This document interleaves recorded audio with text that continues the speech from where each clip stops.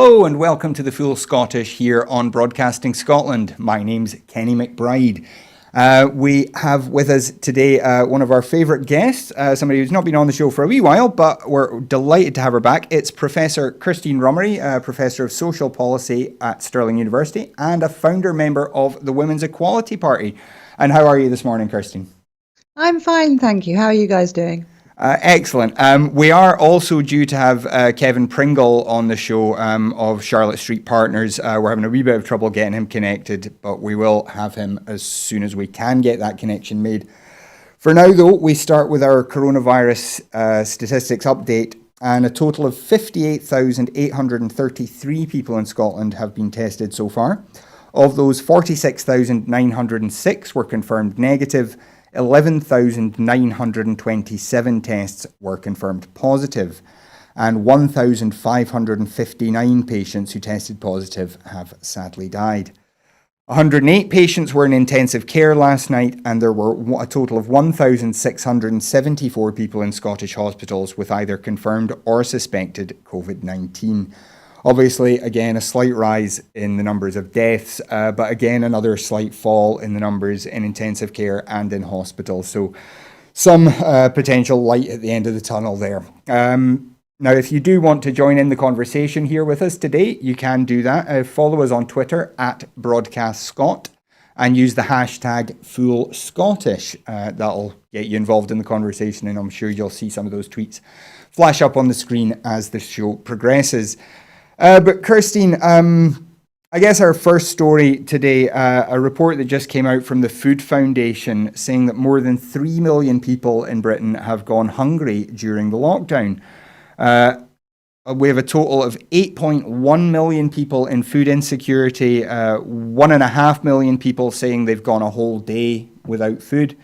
7.1 million people saying that someone in their household either had to reduce their meals or skip meals because they didn't have access to enough food. What do you make of this aspect of the lockdown that we're probably only just seeing the tip of the iceberg here? What do you think we can do to start addressing this kind of problem? Well, this is one of the, I think, hidden costs that people didn't, when they were preparing things and preparing scenarios, didn't necessarily think through properly. So one of the things that has happened, of course, is that lots of very vulnerable people will have been being asked to isolate and self-isolate themselves. And they won't necessarily have had access to formal help or care. We know that social care has been withdrawn from a lot of disabled and chronically sick people. It was very, very thinly spread anyway. And we also know that because of the rules of lockdown, that lots of families will not necessarily be able to help. People won't necessarily have family networks around them. So there's that aspect, that sort of hidden aspect that people can't get access to the shops. They won't necessarily be in a vulnerable priority list. They won't necessarily have somebody who can shop for them. But the other one I think that is really, really revealing is the extent of poverty generally, and that this will have hit poor and low income families and households the hardest. These will be the ones who won't be on salaries, who would have been part of the gig economy if they were working at all, would have had problems gaining access to universal credit or income replacement. And these are the ones who possibly were using food banks beforehand, don't have access to that easily now. And the only thing that is realistically stepping in is voluntary networks. And those don't have the capacity to reach all of those people who are in need. And it really, really lays bare the kind of the fragile weakness of the statutory sector and the kind of way in which we were supporting these people before this emergency and crisis happened, that we're now seeing the results of this. And it is quite shocking, isn't it, to be in a wealthy nation and have that many people actually going hungry. Well, we know actually before lockdown, a lot of people were going hungry as well. We saw children coming to school without having had breakfast. We saw the sharp rise in the use of food banks. And now we're seeing this happening even without children being able to access food in school and without being able to access shopping. And the rise, the other one that is probably part of it, is the rise in the cost of groceries. People, those of us who are still getting groceries are seeing very sharp increases in our grocery bills. But that will have a huge, huge impact on what very low income families and households can actually afford to buy to eat. Yeah, now you mentioned free school meals. The report says 500,000 children across Britain are now not getting access to free school meals. Obviously, some still are. There are various schemes. Some kids have been still attending school, of course. But 500,000 kids across the whole UK. I don't have, unfortunately, a breakdown between Scotland and elsewhere. But is there just something? Do you think this is just a blind spot for the Westminster government, or is this a kind of more of a considered decision? Do you think? I'm not the world's biggest fan of the Westminster government, but I don't think they consciously took policy decisions that they think would actually aim sort of result in children going hungry, deliberately to make children go hungry. But obviously the ideological thing behind that is they really want the state to step back, and they want individual responsibility to take the role of the state.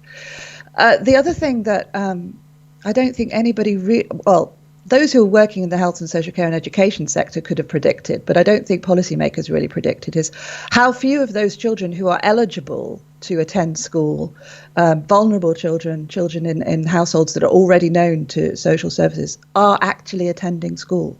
So there's quite a large number of children who could have access to free school meals and aren't. And they're not even on the radar. We're not even being able to pick them up. We don't know what situation they're in. So not only are they not getting access to school and access to, they're not participating in online schooling either, this group. They're not only not gaining access to food, but they're also probably very, very vulnerable in very, very difficult situations. And again, that's something we're not going to see the results of till we release from lockdown, but it's likely to be absolutely horrendous. Yeah, and when you speak about how some people, social care workers, education workers, would have been able to predict this, and I know many did. I know a number of people in that sphere myself. What is it about those sectors, do you think, that means that government just doesn't think to ask them when they play clearly such a central role in so many vulnerable lives? Well, it's like it's only coming out now how many deaths are happening in care homes. And of those figures, those really awful figures you released earlier about, the deaths, we don't really know how many deaths are happening in the community that are COVID related because there hasn't been systematic testing. But an awful lot of those will have been vulnerable, elderly people who are already sick. And we have an ideological commitment to supporting workers. All of our policies, all of our education policy is about educating the workers of the future.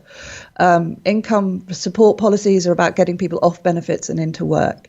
And those people who either can't work or are not going to be a substantial part of the workforce do not ever figure highly in policymakers' thinking. And I would say there's not a great deal of difference between the Scottish government and the Westminster government in that respect, in that, access to work is seen as the way in which you provide for yourself.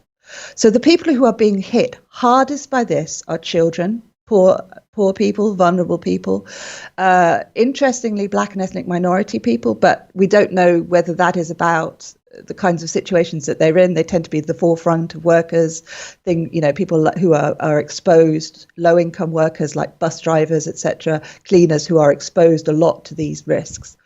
So we don't quite understand the correlation between income, ethnicity, and those outcomes. But it is that kind of just failure to consider large parts of the population as being citizens who are something that we need to worry about, that I think is really, really starkly showing. We're seeing overt ageism, we're seeing overt ableism and disableism in policy responses. And this is what was there before. It's nothing new. It's just being highlighted by the way in which governments are responding to the crisis. And at the risk of making this a party political broadcast, how would a women's equality party government or part of a government, how would the Women's Equality Party seek to kind of change some of those assumptions and ways of doing things? Well, a lot of the things we are seeing is that things are becoming visible that people didn't previously know were happening. But the Women's Equality Party have known forever that this is happening. So, for example, that we are relying an awful lot on the unpaid work of women, of carers. Nobody's actually yet talked about the informal family carers who are at severe risk themselves and also placing their family members at risk. Also, the low pay and the low status accorded to some of our key workers, healthcare workers, social care workers, all of that, not just that they're paid very, very badly, but they seem to be very low down on the list when we do planning about things. All of that, if we'd had a Women's Equality Party, we would have had to have had them in party for at least 5 years to have made any kind of difference. But we would have highlighted that. We would have said, let's address this. Let's stop undervaluing women's unpaid care. The other thing that will resonate, I think, with a lot of people watching this is that and I don't mean to denigrate the men who are taking part. And there are a lot of men who are in lockdown looking after their own children. But we're homeschooling. We're looking after disabled, elderly relatives and sick people in our households. We already did that element of childcare. Now, childcare and formal schooling has been taken away. We, who are expected to carry on working from home, are expected to do this alongside the childcare and the caring for sick, disabled relatives. And most likely it's also women holding up the unpaid voluntary networks that are stepping in. And so that making visible women's work and making it valued is one of the reasons I joined the Women's Equality Party, because that's, if you like, the political wing of my academic feminism. But we are absolutely seeing it in this crisis, the failure to take into account the low pay and status given to care, when actually it's people's care work that is holding us together. It's not the multi-million pound, the billionaires who are building up the economy in offshore islands. It's actually the carers and the workers and the cleaners that are physically holding our society together and keeping most of us alive at the moment. Yeah. And we can now go to Kevin Pringle. Kevin, how are you? Good afternoon. Very well. Excellent. Well, it's good to have you with us.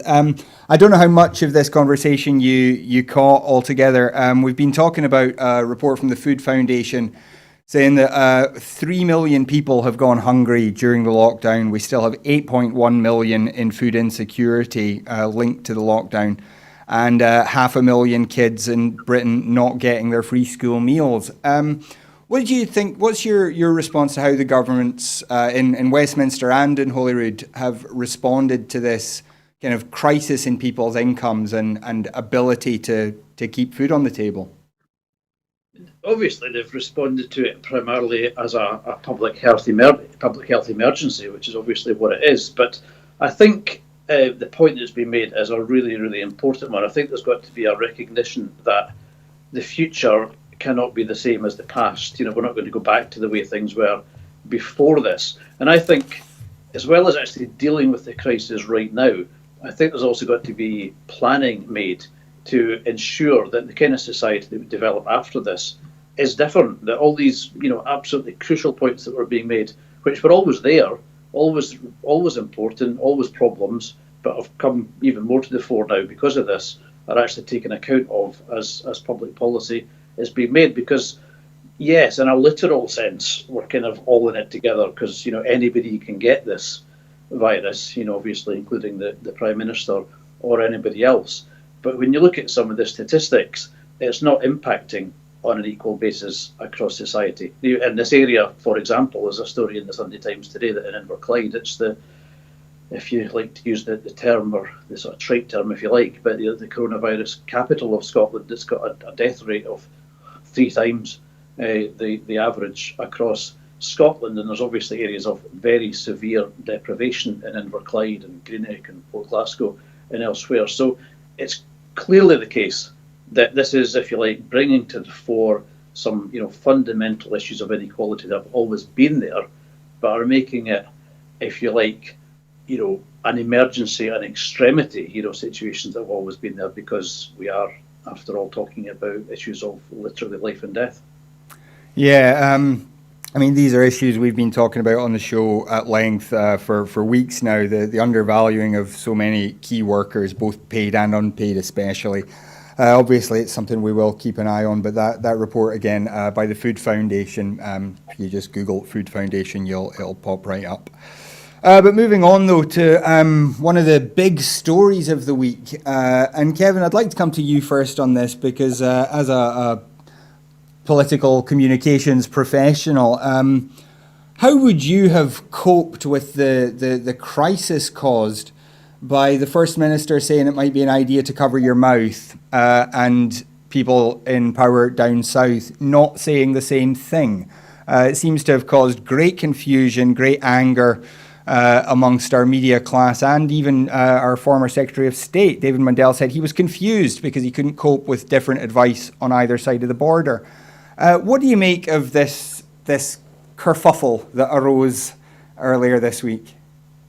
Not very much. I think when you listen to the advice, and I think it's excellent that there are daily press conferences, and First Minister's taken them, I think, just about every day, other than perhaps Sundays. But everybody can tune in. It's fantastic that we've all got access to the information in a way that would have been unthinkable, actually, 20, 25 years ago. Imagine if we'd had the situation in the 1980s or even early 1990s, where we wouldn't have been able to access the information directly from the decision makers. It would have been much more difficult. So I don't think there's a lot of excuse or reason for confusion. We can simply directly access what the decision makers and the leaders are saying within the area or the jurisdiction. And it's not, it doesn't necessarily even have to be Scotland, and the rest of the UK. As we go through this, there could be even much more localised decisions having to be made. I referred earlier to the situation in Inverclyde, and there are some calls from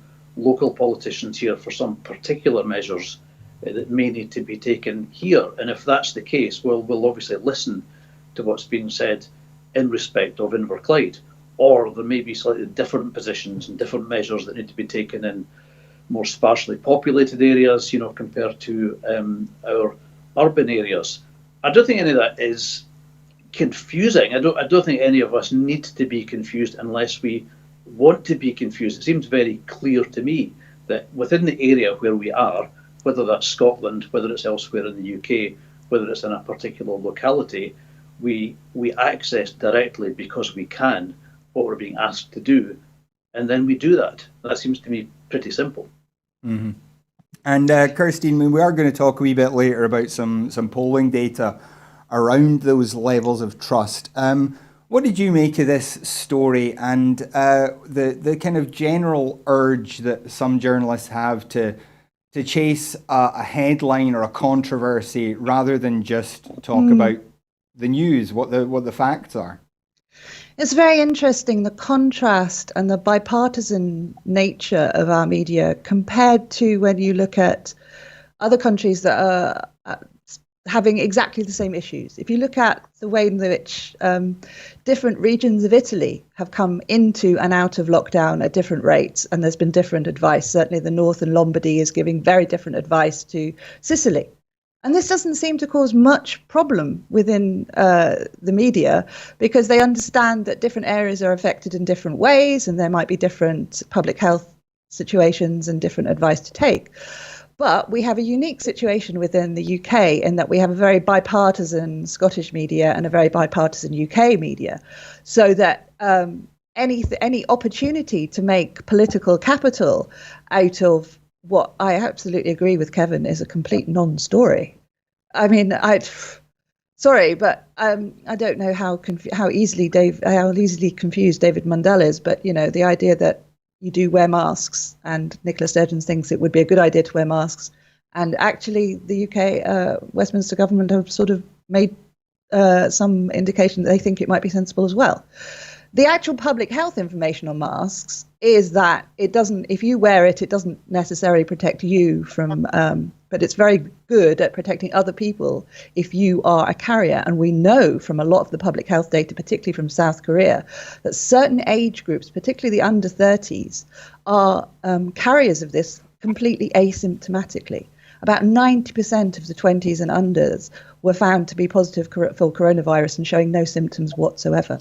So if we are actually going to get a grip on this and not that we'll ever return to normal, but actually be allowed out of our homes properly, we are going to have to find ways of dealing with this. And it is dealing with the public health data.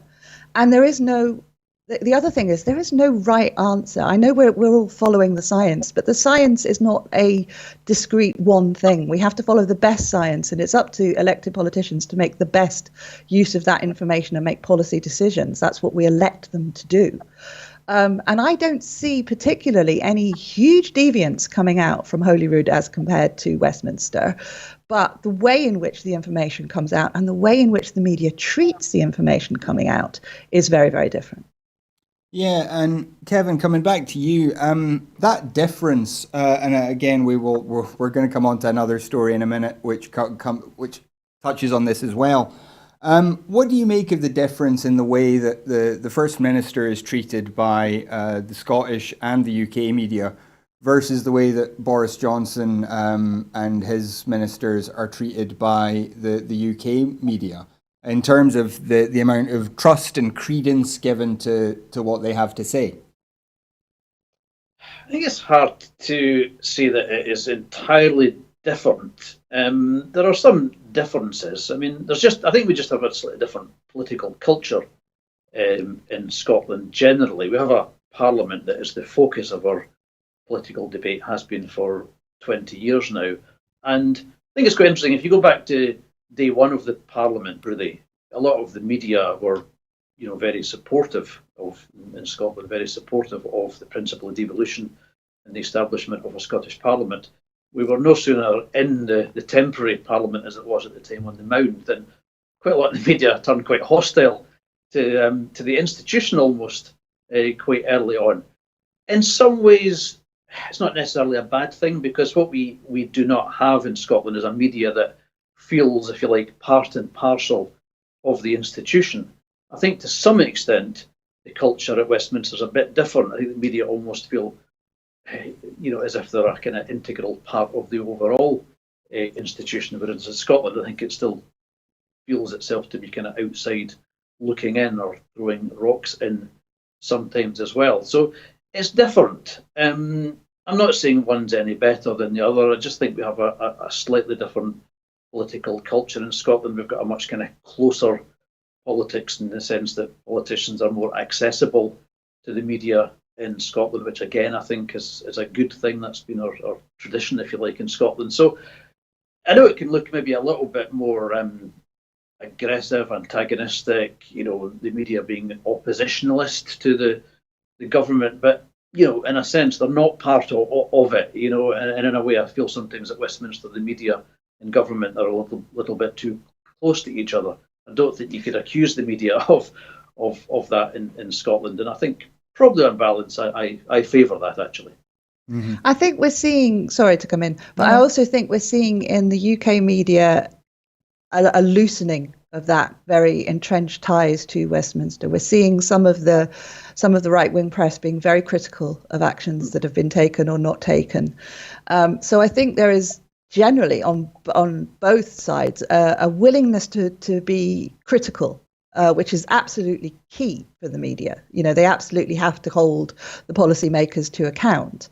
And I think a lot of what we're seeing, I would agree with Kenny, is kind of cultural rather than substantive differences in the way in which the media, because the media down south is just as bipartisan. You've got Labour who will always attack what the Conservatives do, and Conservative media who will always attack Labour, and you just needed to see how they treated kind of Jeremy Corbyn and leadership candidates like that to see that really happening. And I would say that there is a tendency, because the Scottish political terrain is smaller by definition, and people know each other quite well. In some cases, that's nice because you do lead to a cooperative governance style, but in other cases, there is a sign of kind of the same stories being coming out from the same sort of slightly bipartisan perspectives, and it is very much the pro-independence and anti-independence fault lines, which of course is not what you see in the UK media as a whole. Mm-hmm. Well, moving on to another big media issue, and certainly it has a big political impact as well, is the return of Boris Johnson. He kind of came roaring back into the public eye after a serious case of COVID-19. He was in hospital for some time. And now, of course, he's had a baby as well, or rather his partner has. I'm always resistant to saying men had babies because clearly they did very little as part of that process. But what do we make of the way the media has responded to Boris Johnson's brush with death and now new life bounding forth from number 10? Kevin, come to you first on that. What do you think of the way we've viewed Boris Johnson's return to the big desk? Well, it's been such an extraordinary set of events, and I think sometimes when we're in the middle of crises, and we've never been in the middle of a thing like this before, not in anybody's memory, you have to sort of stand back a bit and just think about the sort of enormity of what we've been looking at. The Prime Minister, who is very clear, was extremely ill and may not have survived, and then did, and then a few days later his partner gives birth. So I think it's been quite hard for the media almost to sort of catch up with developments. I think one thing I would make slightly more generally about the media is that the personal stories, whether it's the personal story of the Prime Minister in terms of near tragedy and the joy of the baby, is that's very much the stuff of political journalists that would cover the story of politicians, both politicians' decisions, politician personal stories, the backstory, etc. I think maybe one of the things that the COVID crisis has brought out is that those are the only journalists to a very large extent that we have covering the totality of it. I think it would be nice to think, and I think it would be better for everybody, not least the media, if we had, if you like, a kind of deeper media where we had health experts, health specialists employed by our major media organisations that are covering the what is obviously the fundamental aspect, the primary aspect of the public health crisis, COVID-19, what it is, what's happening medically, scientifically in terms of the research.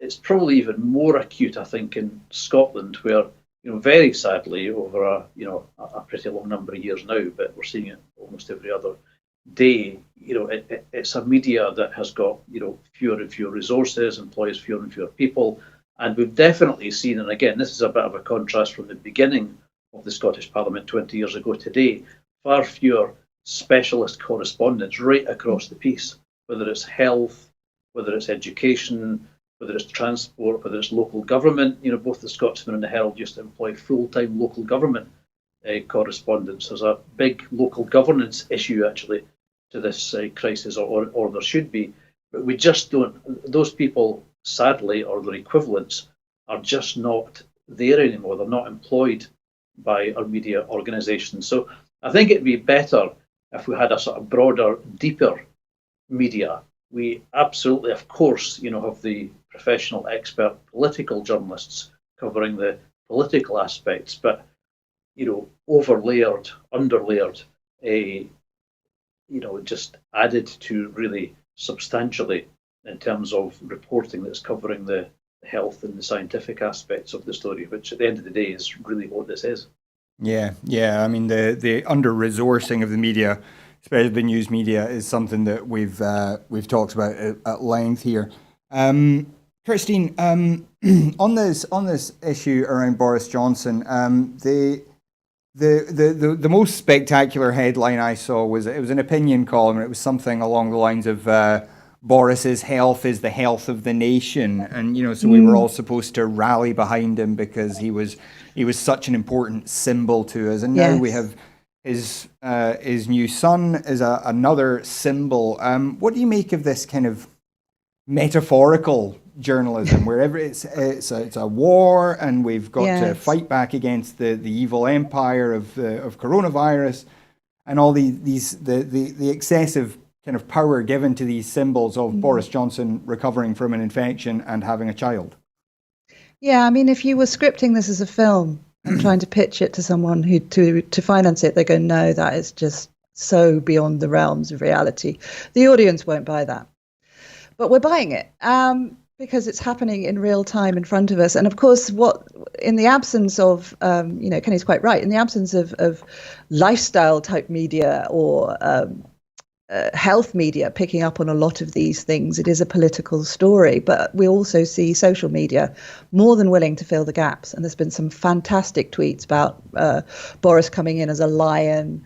I think it was Alison Pearson who was talking in the way that you've just been indicating about he is the epitome of the nation. His health is the nation's health, which sounds to a little, a lefty feminist like me, a little bit fascist, a little bit like we've got this wonderful Mussolini type figure who epitomizes our entire nation, and he is the one that the fact that he's come back from the dead means we'll all come back from the dead. To be not too trite, we do need good news stories. We do actually, a lot of us are really, really struggling in lockdown. A lot of us are losing loved ones. A lot of us are struggling with our mental health. And so good news stories are the kind of thing that keep us going, not just the Boris good news story, but Captain Tom doing his charity thing, which is a whole other thing that I could rant about, but won't. But lots of interesting things going on about, and certainly from the kind of from my feminist perspective, the way in which his partner's been treated through all this, almost like a queen who's given the nation an heir. Mm-hmm. And God, what a position to be in. I mean, what a position to be Boris Johnson's partner anyway. But in this particular point in time where this new life is supposed to epitomize everything, new beginnings and wonderful things, that poor boy, although obviously he's going to Eton and he's got a scholarship sort of sorted out and probably going to be on the front benches in about 25 years time, so I'm not too worried about that baby in terms of the privilege that he's going to enjoy. But yes, and the kind of the media stories, it's quite clearly because we weren't being given the whole story during his illness, because things would come out like, oh, he's sitting up, and at that point you went, that means at one point he wasn't sitting up. And it was only when he came out that it really emerged how poorly he was. And also that, the other side of it is that we knew from the Nadine Dorries incident that this was going to happen. Mm-hmm. That practically all of the cabinet, if we were following the advice that we were all being given, should have been self-isolating. Didn't self-isolate. Lots of them got sick. Boris got very, very sick. And is now leading the nation. And there's also been a little bit of a sense I get of the cabinet being just ticking things over rather than taking leadership, that Boris is this very populist leader, and it's almost impossible to exercise leadership in his absence. And I think this is, he's always been elected as a populist leader. He's very, very popular, maybe not so much in Scotland, but very, very popular in the rest of the UK, well, certainly in England. And he's kind of, this kind of almost like he's risen from the dead is an absolute feel-good story that we are meant to hang our hopes on. And it just, for those of us who are critical of the government generally, critical of him personally as a leader, it all just looks very, very odd. And it's like the way in which Brexit divided the nation, the way in which people view Boris Johnson during this crisis, is there is a clear, sharp dividing line in the nation between those who find him a heroic, inspirational leader and those who find his leadership and competence very, very questionable. Yeah, and when we talk about that division in the country that there is, we have some polling news. This is a poll by YouGov, and it shows exceptionally strong results for the SNP. If there were a general election held tomorrow, 51% of people say they would vote SNP, and 54% on the constituency vote, 45% on the list in a Scottish election.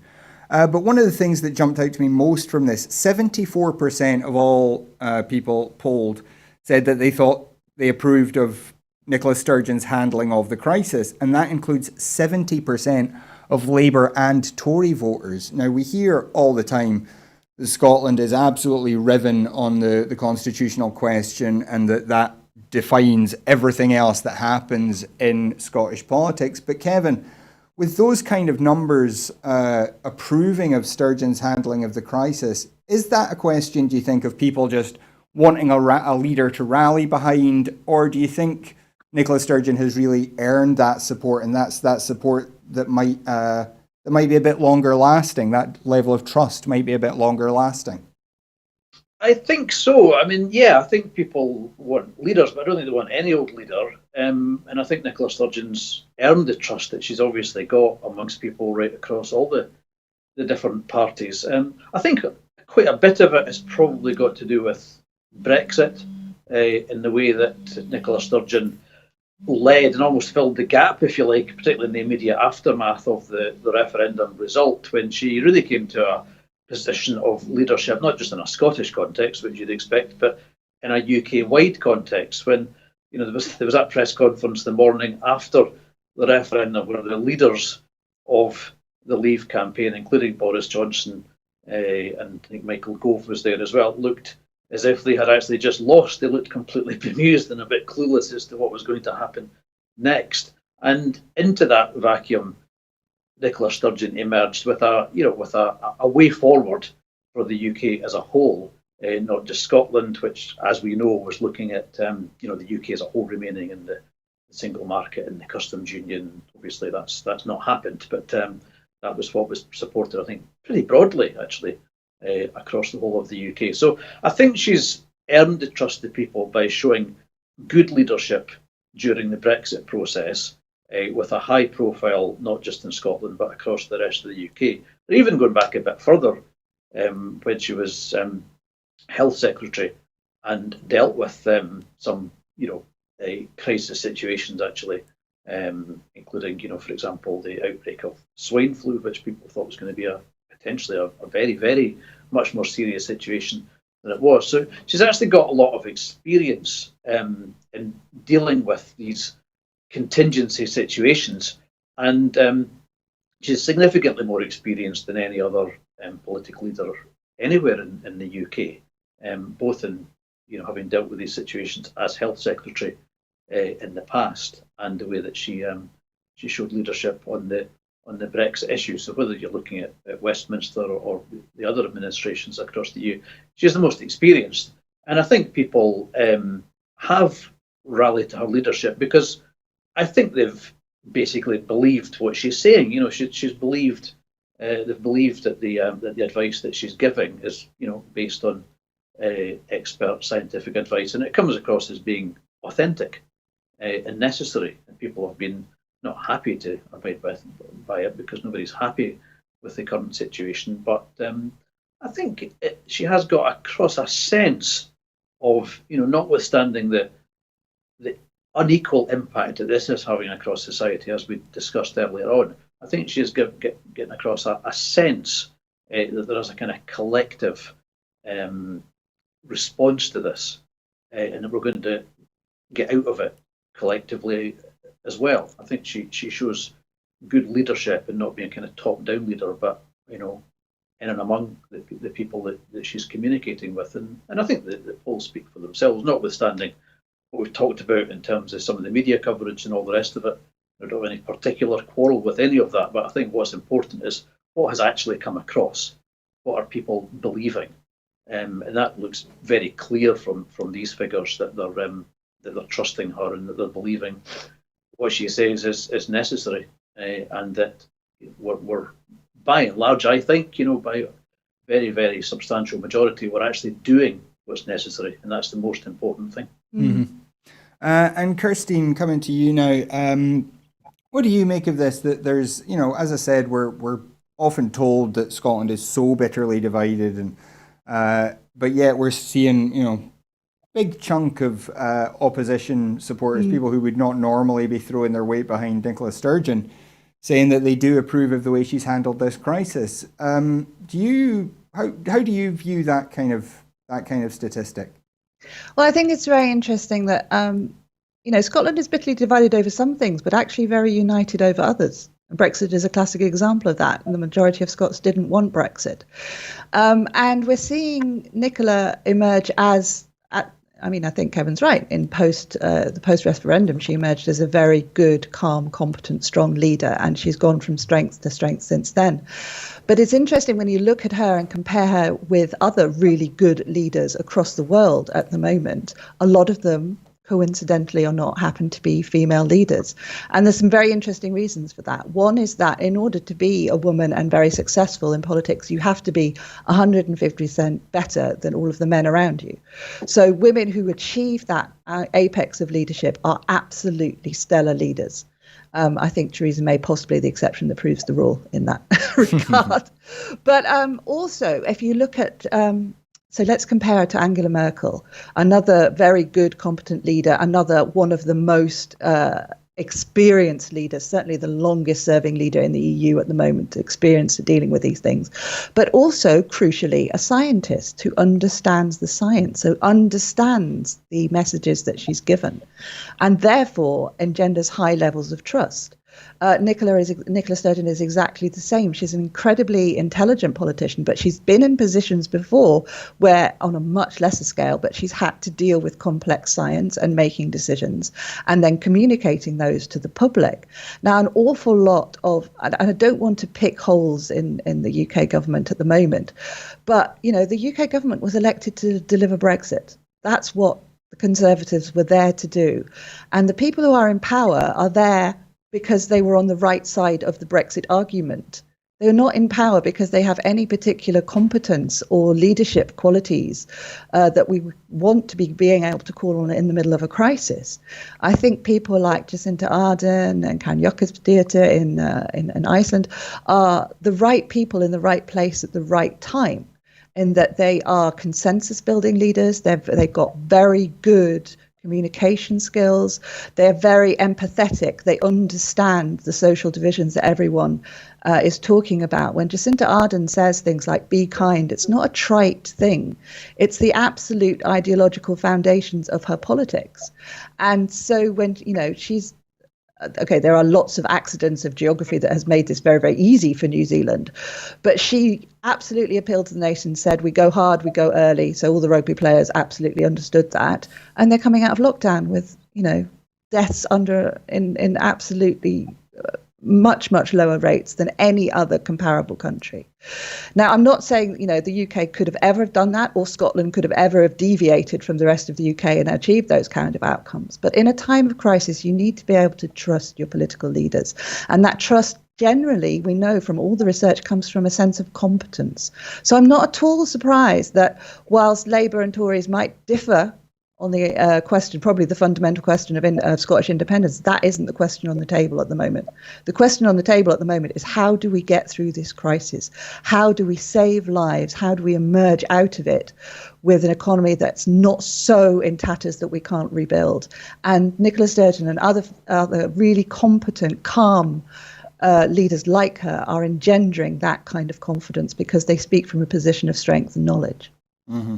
Now, as a member of a rival party, the Women's Equality Party clearly wants to win some representation. So looking towards the election, the Scottish election that's due to happen next year, assuming it is able to take place as normal next year, how does your party try to kind of make its way into the mainstream of Scottish politics, given that we have one party that is so dominant in Scotland right now?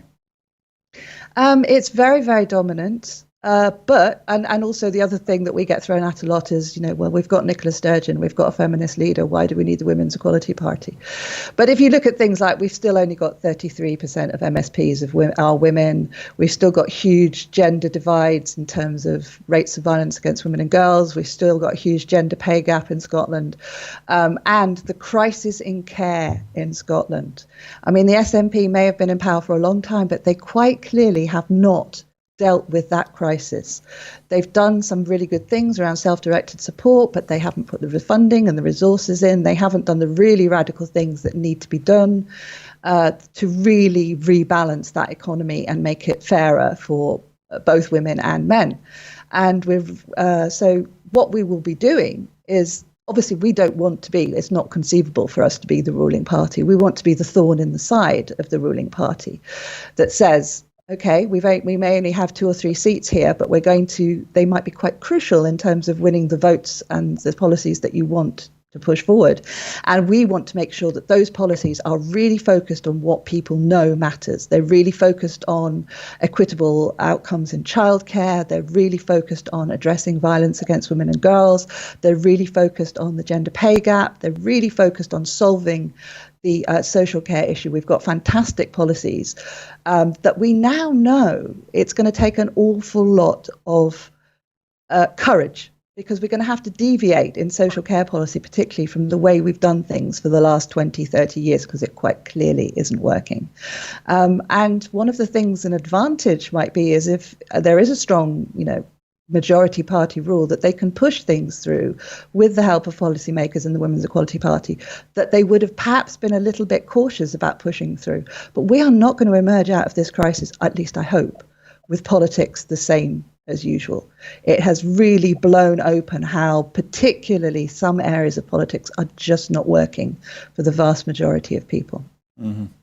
And Kevin, kind of a similar point to you, as you look towards that election next year, the SNP in this really dominant position, but clearly a lot of the context for that election is now going to be very different. We're still presumably going to be dealing with the coronavirus in one way or another. Presumably that's going to take a bit of steam out of any pro-independence moves that the SNP was planning to take this year. What do you think the kind of prognosis is for that election, and how do you see things shaking out politically over the next few months? Well, it does start off from the position of the most recent poll, which, as you say, are pretty remarkable figures. Today is actually the anniversary of the 2007 election, when the SNP just got in by the skin of its teeth. And here we are 13 years later, and you've got the party that's been in government, all that time, sitting at 54% for the next Scottish Parliament election. So, okay, things can change quite quickly, but that was by and large, verified, that very, very high level of support as recently as the general election in December. So I don't think the result of the election is in very much doubt.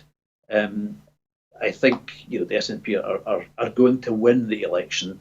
It's just a question, I think, of degree, and certainly that poll would indicate an even an overall SNP majority. Well, I'd be quite doubtful of that. I still think that the Independence Party should go into next May's election on an independence platform, obviously, where it will be electing a parliament for 4 or perhaps 5 years again. So, I think it's legitimate and important that those parties that support independence put that platform forward.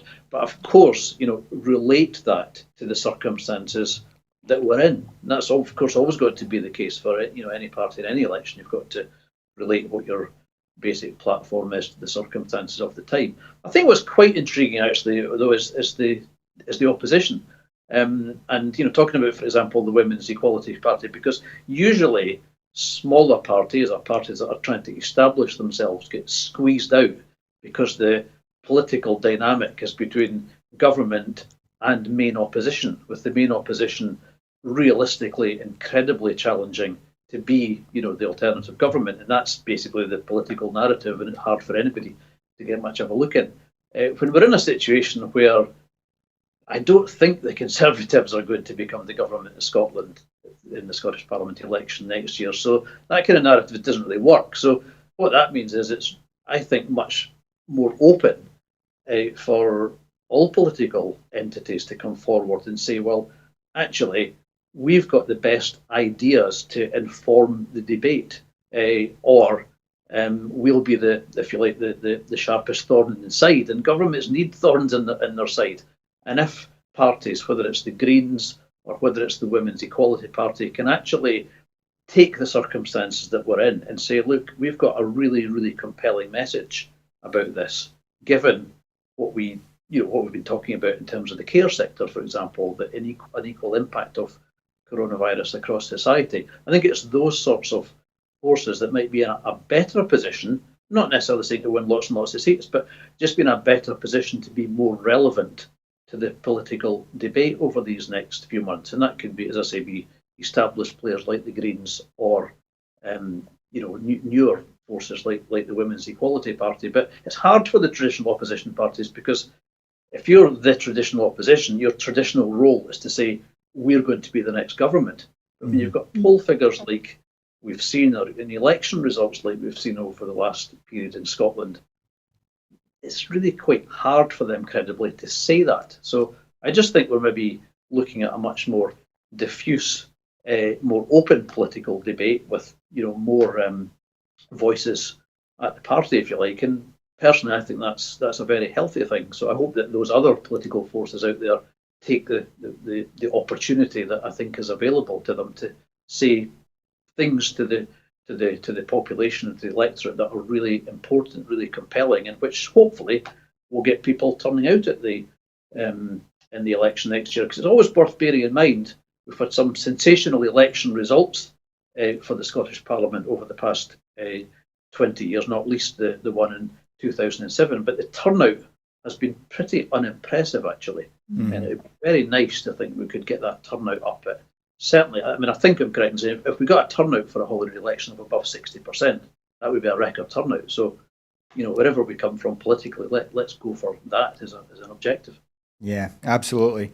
And just finally today, it is World Press Freedom Day. And for all we sometimes make criticisms of some of our partners and friends in the press in the UK and especially in Scotland, clearly press freedom is a vitally important thing. We do need good journalists digging up dirt, finding out what's really going on behind the scenes. And yet, right now, Kirstein, coming to you first, we've seen, for example, Downing Street starting to exclude certain journalists from certain briefings, giving private briefings to certain selected journalists. In the US, we're seeing the president, shout down journalists in the press briefing, call them fake news and dismiss them. And then we've seen things like the murder of Daphne Caruana Galizia in Malta that we've talked about on the show a number of times. And of course, the murder of Jamal Khashoggi, which shocked the world a couple of years ago. What's your feeling generally about how the state of the press is in this country, and what if anything needs to change to make it better and freer, if you like? It is a really worrying thing to observe, particularly over perhaps the last kind of 15, 20 years, where we've seen this gradually happening. At the same time, from a kind of, a sort of social critique perspective, the press has always been sort of part of the elite, and the same elite. They all went to the same schools as the people who were in government anyway. So this idea that the press has always been this kind of external, critical, fourth estate type thing is a little bit of myth rather than reality. But what we are seeing, of course, particularly in populist leaders like the UK and the USA, is this post-truth idea, that the truth is up for grabs, and that is actually much more dangerous than, I would say, as a citizen, than journalism's kind of the challenges that just journalism is facing. Because I do think independent journalism and social media type journalism, other platforms coming up, are actually filling that gap in a way. And we're all got access to an awful lot more information than we would have done 10, 20 years ago. And therefore, we need to be a lot more cautious about it. We would need to be a lot more cautious about it if it was just coming through mainstream media anyway. The fact that there are, it's easy to expose lies now in a way that it wasn't easy to do, but also the fact that lies don't appear to have any consequences now in the way that they might have done. And I think that's more of a kind of moral and philosophical issue for society generally, rather than just journalism. Because do we want to carry on this route where we're almost in a postmodern, post-truth era and everything could be true and everything could be false? Because I don't think that's a very healthy situation for a society to be in, particularly when we absolutely need to be able to hold leaders to account. And this is what the COVID-19 has absolutely demonstrated beyond all reasonable doubt, that politicians who are making policies, who are making decisions on our behalf, absolutely need to be held to scrutiny. Because if they're not, people actually die. And it's not just individual journalists. Thousands and thousands of people die in care homes or for the lack of adequate precision and adequate planning. So the failure to hold our politicians to account is absolutely devastating. But I'm not sure it's just up to journalism to do that. I think we've come so far down the rabbit hole that we can't go back to the situation where it was just mainstream journalism, because we know that they are sort of owned and by a cabal of very, very interested and kind of a relatively small number of very wealthy people are controlling a lot of mainstream journalism. So unless those are the good-hearted people, and I cannot believe people become multi-billionaires if they are essentially good-hearted, I'm much too deeply cynical to believe that. I do think there is still a role, though, because I still think people trust mainstream media. People trust the BBC in the light of perhaps evidence that they shouldn't. People trust broadsheets. People trust journalists to do the digging, to do the background work, to do the not just an opinion on social media type stuff. And I think it's up to journalism itself, if it wants to re-establish itself as the credible side of that debate, to hold on to that research, that longer term, rather than trying to necessarily fill the headlines every day, that longer term stuff that we perhaps might see in the weightier magazines and in documentaries rather than the news. That's where I think mainstream journalism absolutely has a place to play and has a starring role to play, because of the ethical consideration, the training that goes into proper journalism and the research that underpins it. Yeah. And Kevin, just quite quickly before we wrap up, similar sort of question. What do you think the media can do? What do you think the media should do? And most importantly, perhaps, is there a role for government in supporting the media? Because this is one of these kind of controversial questions that's particularly been drummed up now, because people are not buying so many papers, partly because they're just not out of the house so much. Is there a space for government to start supporting these kinds of journalism in case they just go out of business altogether and they're lost forever? I mean, it's worth debating that. I think there's difficulties with that on both sides. You know, we need a free and independent media. I think we have to value it, though. And as I bemoan the fact that we don't have as much of a media as we used to, and as I think we need to. I think it's, as we discussed before, I think it's some bits a bit too kind of thinly spread, because there are so far fewer journalists now than used to be the case. But I think what this crisis throws up is that the media are essential, because this isn't a crisis where decisions taken by politicians will, in and of themselves, have the necessary effect that will get us out of this. In actual fact, if we're to get out of it, then literally every single one of us have got to do certain things, and it can be relatively sort of simple, straightforward things like washing our hands, which to this day and for as long as we're in this crisis will be the most important thing that we can all do. It's not a very interesting news story, and that's kind of interesting in itself, and that was a news story because there were sort of stories about what song do you sing and so on, in terms of washing your hands for the necessary length of time. But you can't keep sort of doing that as a story all the time. But we need, the governments have got to be able to communicate, and the media is fundamental to this. What every single one of us have got to do, because if we don't do it, then we will not get through it, and far more people will die because of it. So it does underline the absolutely crucial nature of the media as the conduits, through through which these messages are communicated. And it's not as simple as, government say this, media report that. There's got to obviously be a scrutiny element to that as well. And that, of course, can be helpful and beneficial in terms of informing subsequent government decisions. So it's all necessary. I think the relationship in that sense is a symbiotic one, however you would want to structure that in financial and organisational terms. But it is worth, though, just bearing in mind, today being World Press Freedom Day, because there is a connection between a lack of press freedom and wider human freedoms and the coronavirus crisis, in that we can see already that some regimes around the world have taken the opportunity, if you like, as they have done, of the crisis to actually tighten their control generally, but particularly over a free media. We met the UN reporter for human rights just a few weeks ago, actually saying that she fears a sort of human rights crisis, if you like, on the back or coming on the heels of the public health crisis, because repressive governments may just take this chance to become yet more repressive, and certainly the media would be very much impacted by that, probably more than anybody else. Yeah. And we're seeing that happen, in Hungary, but other countries as well. So it is worth just taking a moment, I think, just to reflect on the importance of a free media as part of an overall free society. Absolutely.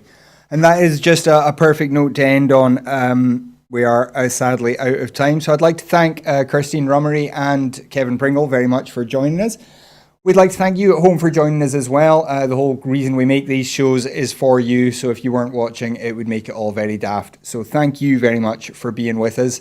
If you're able to support Broadcasting Scotland, we know it's a tough time to ask, but if you are able to support us financially, we would very much appreciate it.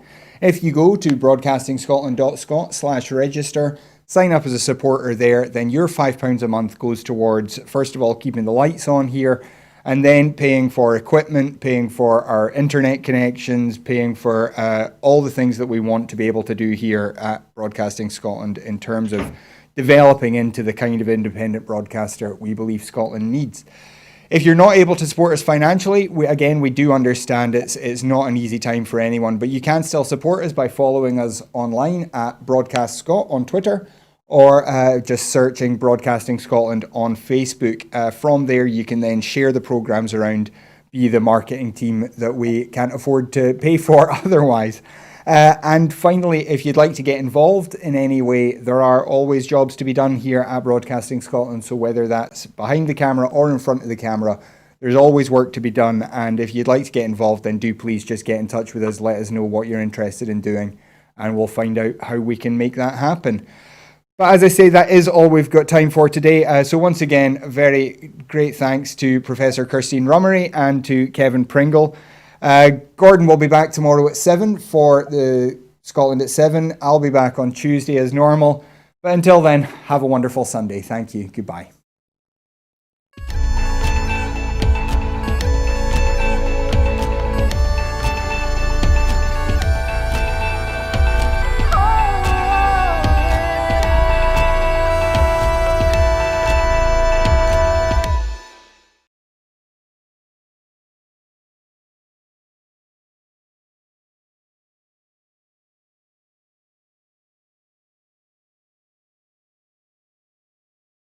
Hey.